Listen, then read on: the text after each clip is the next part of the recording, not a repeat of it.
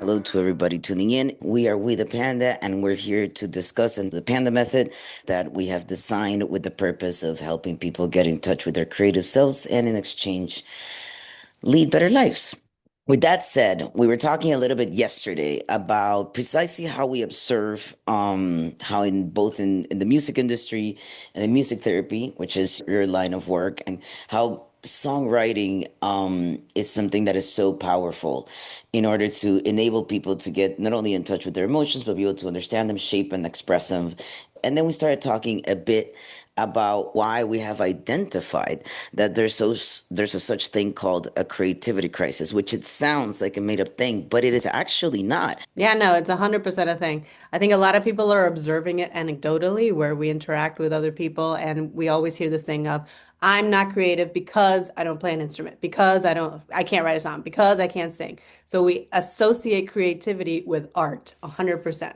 And I don't think that's been the case historically. It's actually funny that you mentioned that because as we were doing this, I was very curious, as you mentioned, to get into the root of the word artist and why we had pinned it to such particular people. Because we're both of the belief that being an artist, it's really a practice. It's not something that is a gift that you're born with. And I found that the word artist itself was not until the 16th century that the word was coined for creative arts like writing, painting, and singing. But actually, in its inception in the 13th century, art was defined as a skill that it was a result of a learning or practice. So that if you were able to apply yourself to something and do it in such a finesse and in such a manner, you were an artist of that skill.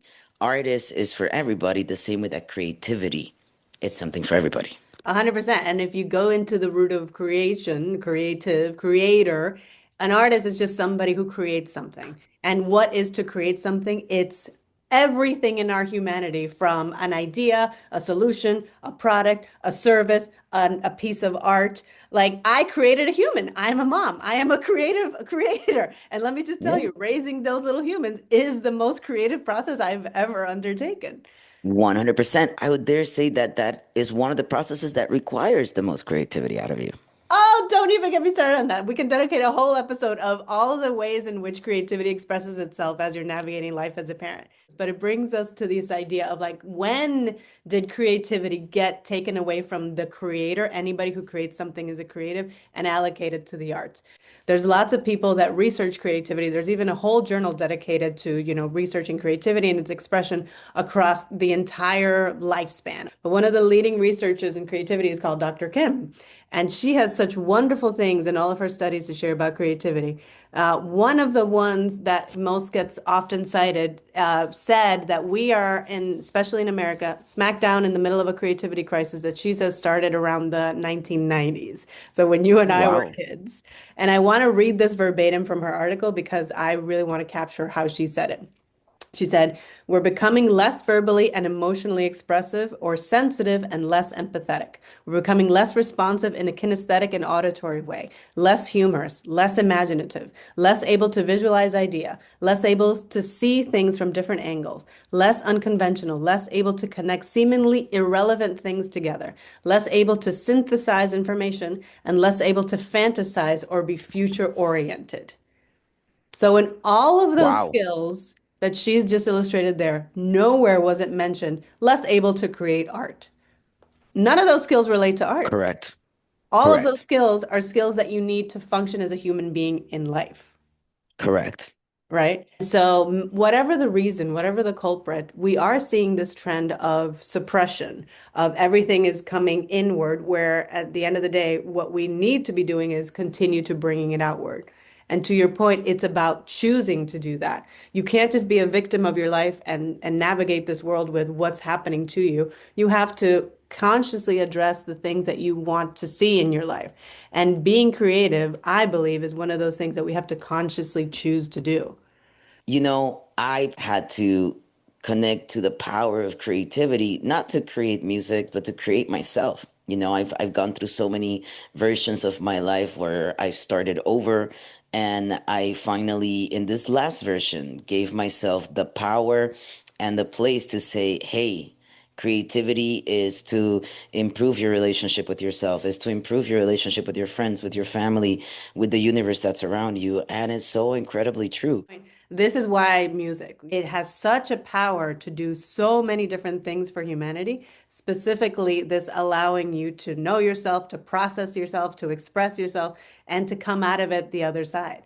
This is what I did for years when I worked at the cancer center. The way that it works is you work for a hospital and you get a roster of people that are on the unit and they're hospitalized. And sometimes the physician or the nurse makes notes and says, "Oh, they really enjoy music. Maybe you can go have a conversation with them. This person's in a lot of pain, so they may need music to help manage the pain." Most of the time, you are cold calling rooms, knocking on people's doors, introducing yourself as a service that the hospital provides. So those cold calls are extremely awkward sometimes because imagine the setting. You're in a cancer center, you're getting chemo, and up comes Marlen with a guitar, and you're like, why? Why are you here right now? By the Take your way, guitar and get out of here. get out. When I would introduce people to this idea of, I know you're going through this really intense process. I know you have a lot of emotions going through your mind right now. And I'm here to let you know that music can help you process and express those emotions so you can focus on healing. If you have all these things inside you that are just eating away at your peace of mind, your stress, your anxiety, you are not going to be able to give your body a fighting chance. So the songwriting and the creativity access that we did in those settings was really about liberating and expressing that inner turmoil that people have when they're diagnosed with cancer, to allow them to have an outward expression of that, to be able to allow them to overcome those stressful feelings. I was listening to your experience of walking into a room and having to do that cold open and get people to fall into songwriting and enjoy it so much. Where it's different, but not different in my work with artists. So a lot of my role, especially when I was with an artist I had just met, so it's like, here's your A&R. That's the person that's going to make it happen for you. There was always the challenge of walking into the room and getting the artist in that mindset. So in many cases, there's hours and hours and hours and long hours. What people don't understand, there's a lot more time spent getting to that space Mm. than the actual writing, because once you're in the space, the writing kind of flows naturally.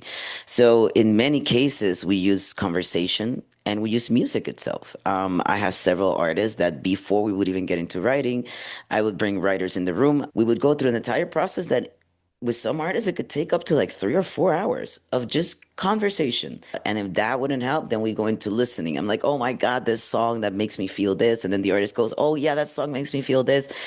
Navigating, getting the artist to the emotion to all of a sudden, boom, the guy says, give me a guitar or Mm. put me a beat or give me a chord. And then the music is born. Can I just interrupt And for a then, second? yeah, of course. Because everything you've described up to that point, I'm literally looking at you saying, like, hey, you're a music therapist. This is literally what I did as well. There's so many commonalities in how we both use music to get to the core of emotion. It is an art that, as you can see, can be so beneficial for anybody without having to necessarily put it out or know. It's kind of like when people journal, like you're taught from your kids, like write in your diary. That is a form of art, that is a form of channeling. Well, music writing is the same. At the end of the day, creating a song is the result of a deep dive and is what it's all about. It doesn't matter what you do with that song, whether you use it for yourself, whether you share it with people, whether you stash it somewhere and never Right. listen. God knows there's some Berkeley recordings that Yep, we I are got not bringing up again. But in that time, that was an expression. And I highly, highly advocate for everybody to at least give themselves the chance to try it out. Usually, the hardest part is getting through the shame of the stories we tell ourselves. that And first once you're break. in it, once you hit that point, and I'm sure you can say the same thing with your patients, it's magic. 100%. And not only that, what I heard from a lot of patients is that now, aside from the expression of the songs we wrote in the moment, they now had a skill that they could take and use whenever they wanted. That was always the Correct. goal of the session. It was like for you to learn how to do this so you could do it by yourself. You don't have to rely on the A&R. You don't have to rely on the music therapist to always do it with you. You now have this to use throughout your life. That's exactly it. If you have enjoyed our conversation today and the one from yesterday, we will be going into the method that covers the different steps of songwriting and how you can do it for yourself. Again, creativity is not just a profession, it's not a gift, it's a skill that we can all learn and use to our own benefit. Follow us and check us out across all socials: TikTok, Instagram, YouTube. Check out our webpage, wethepanda.com, where you can learn more about the Panda Method and where you could potentially join us for our upcoming workshops where we'll be making the Panda Method live for everybody. And until then, my name is Izzy Parker. And my name is Marlen. Peace out.